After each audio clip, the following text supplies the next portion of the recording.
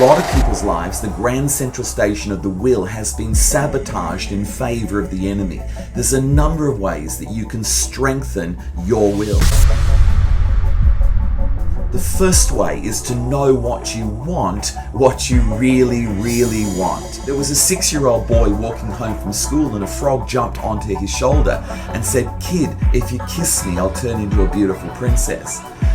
The kid grabbed the frog and shoved it into its back pocket.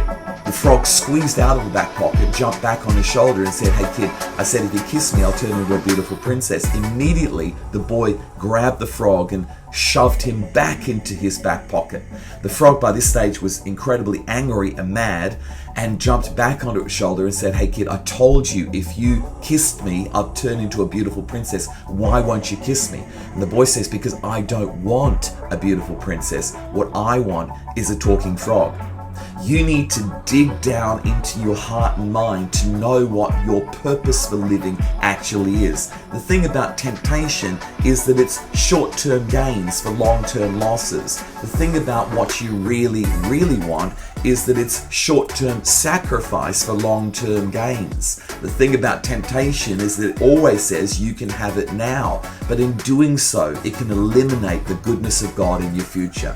To make a choice to dig down and to do and go for what you really, really want can be one of the greatest decisions that you could ever make in your life. The second way to strengthen the grand central station of your will is through climate change. If you've got a problem with donuts, then don't live in a bedsit above a donut store. You need to change the environment in which you live.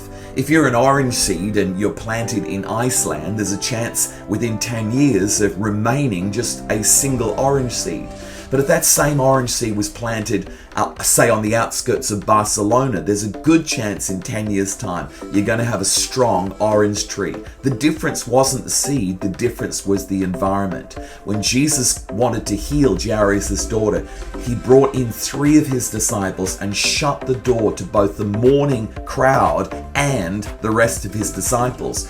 What was he doing? Climate change. He was determining the atmospheric conditions. He was becoming an environmentalist. And sometimes you need to shut the door to the voices of doubt and shut the door to environments that weaken your will and open the door to environments that strengthen your will. To spend time meditating upon the truth of God's word can be the best way to guard Grand Central Station from terrorists that want to emotionally manipulate you back to things that you know are not true, and yet you find yourself not strong enough to resist. Thirdly, changing your speech is a powerful way to take command of Grand Central.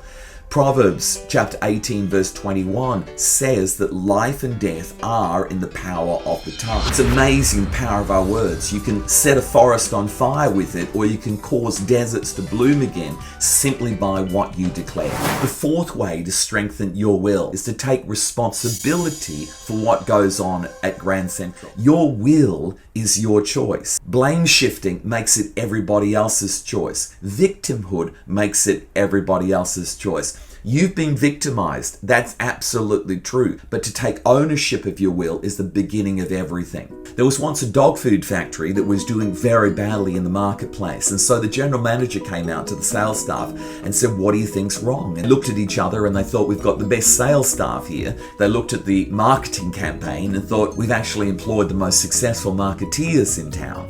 They looked at the production staff and realized they're the best in the business. The general manager started pulling his hair out and he asked the sales staff, "So what's wrong?" There was silence in the room until one of the sales reps put his hand up and said, "It's the dogs. They just won't eat the stuff." That scenario happens so often in our lives. It's time to take back personal responsibility. The last way you can strengthen Grand Central Station of the will is to shorten the time between hearing from God and doing it. There's always a lag factor in every Christian's life. The more we shorten it, the quicker we experience God's good, perfect, and pleasing will. Gaps that are too long create a doubt zone. Jesus said, if you speak to the mountain and do not doubt, what you say will come to pass. Doubt becomes the kryptonite to the superpowers of God.